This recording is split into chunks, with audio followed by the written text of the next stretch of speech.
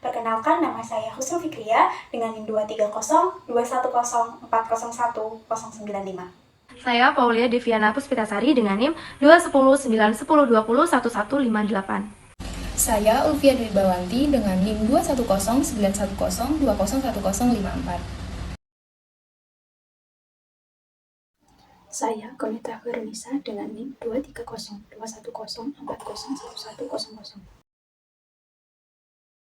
Istilah liberalisme berasal dari bahasa Latin libertas dan dalam bahasa Inggris liberty, yang berarti kebebasan.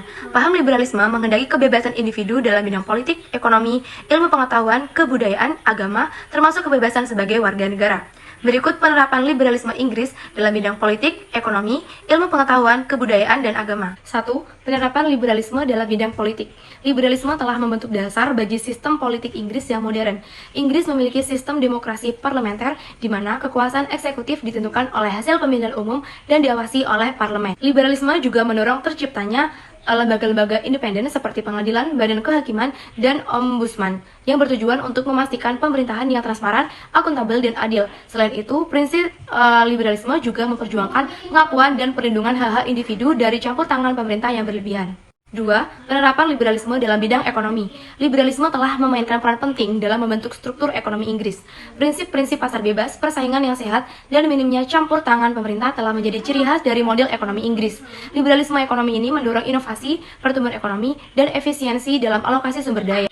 Inggris menjadi salah satu pusat keuangan dan bisnis terbesar di dunia, di mana sektor swasta memiliki peran yang dominan dalam menggerakkan perekonomian. 3. Penerapan liberalisme dalam bidang ilmu pengetahuan. Liberalisme di Inggris telah memfasilitasi perkembangan dan penyebarluasan pengetahuan secara luas. Prinsip kebebasan berpikir dan berpendapat telah mendorong perkembangan ilmu pengetahuan dan inovasi di berbagai bidang, mulai dari sains dan teknologi hingga humaniora dan seni. 4. Penerapan liberalisme dalam bidang agama. Penerapan ideologi liberalisme di Inggris telah menciptakan lingkungan yang lebih toleran dan inklusif terhadap berbagai keyakinan dan praktik keagamaan. Prinsip kebebasan beragama telah menjadi pijakan utama, memungkinkan individu untuk memeluk agama dan kepercayaan mereka tanpa takut akan penindasan atau diskriminasi. Ini tercermin dalam keberadaan beragam denominasi agama dan praktik keagamaan di Inggris, serta perlindungan hukum terhadap hak-hak individu untuk mempraktikkan agama mereka sesuai dengan keyakinan mereka masing-masing. Dan yang kelima adalah penerapan liberalisme dalam kebudayaan di Inggris. Liberalisme telah menciptakan keberagaman dan inklusi yang kaya dalam berbagai aspek kehidupan. Nilai-nilai liberal seperti toleransi, kebebasan berekspresi, dan pluralisme telah membentuk wajah budaya modern di Inggris. Evaluasi penerapan ideologi liberalisme di negara Inggris jika dibandingkan dengan negara lain yang menganut ideologi serupa seperti negara Amerika Serikat, menganut ideologi liberalisme dan memiliki sistem demokrasi yang sejalan dengan konsep kebebasan. Prancis sebagai pelopor liberalisme dan juga mengimplementasikan nilai-nilai liberal dalam sistem politik dan ekonominya. Jerman yang memiliki pengaruh liberalisme dalam kebijakan dan praktiknya.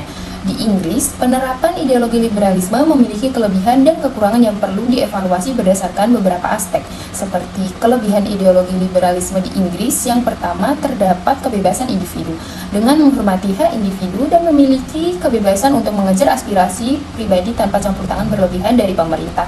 Kedua, keseimbangan ekonomi, dengan mendorong persaingan dan inovasi ekonomi yang mana setiap individu memiliki kesempatan yang sama untuk berkembang. Ketiga, penghormatan terhadap hukum, memiliki dasar hukum yang menghargai hak-hak kebebasan dan persamaan kedudukan setiap orang. Berikutnya yakni kekurangan dari penerapan ideologi liberalisme di Inggris, yakni yang pertama, terdapat kesenjangan sosial dan ekonomi, yang mana pihak yang memiliki sumber daya akan cenderung mengeksploitasi pekerja yang kemudian mengakibatkan ketidaksetaraan. Yang kedua, monopoli, memunculkan monopoli oleh pihak tertentu, terutama terhadap masyarakat miskin.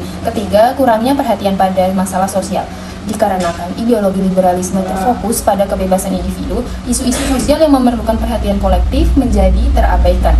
Negara Inggris sebagai salah satu pelopor liberalisme yang telah mengalami banyak perubahan dan tantangan sepanjang sejarahnya. Meskipun memiliki kelebihan dari penerapan ideologi ini, kekurangan yang muncul akibat penerapan ideologi liberal harus juga diatasi di negara Inggris. Pada dasarnya, liberalisme memiliki kelemahan dan kelebihan, sehingga tidak dapat sepenuhnya dianut di Indonesia. Karena bagaimanapun juga, nilai-nilai kebebasan harus dibatasi sesuai dengan kesepakatan nilai dan norma bernegara yang telah terbentuk melalui budaya, sehingga kebebasannya tidak bertentangan dengan hak-hak orang lain agar tercipta kerukunan dan keadilan yang hakiki. Kelemahan terbesar dari ideologi liberalisme bila diterapkan di Indonesia adalah kurangnya kepedulian terhadap nasib orang miskin, pekerja, dan lainnya. Paham liberalisme berasumsi bahwa orang miskin itu malas, di mana asumsi ini tidak berlaku untuk situasi di Indonesia. Jika kita melihat Konstitusi Indonesia, Undang-Undang Dasar 1945, liberalisme di segala bidang juga sangat tidak sesuai dengan tujuan nasional dan pemerintah untuk membantu mereka yang terlantar dan kurang beruntung untuk hidup dengan baik dan mendidik semua orang Indonesia dengan akses yang sama terhadap pendidikan yang seharusnya dimiliki oleh semua orang Indonesia.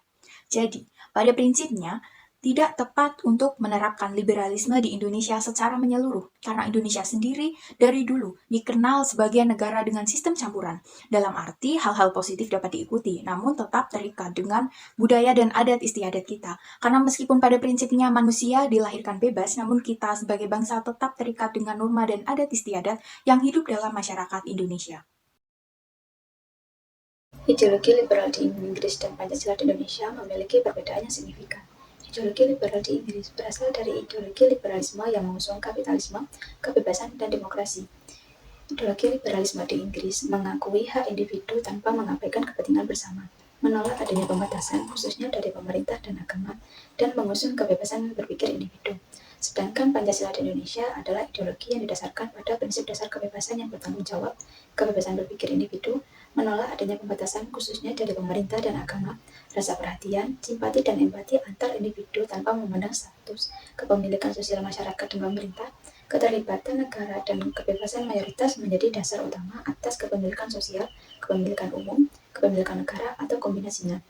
Pancasila juga mengusung prinsip dasar demokrasi konstitusional Indonesia, yang menyatakan bahwa Pancasila adalah kumpulan nilai dan norma yang menjadi landasan keyakinan dan cara berpikir bangsa Indonesia untuk menjadi negara yang baik.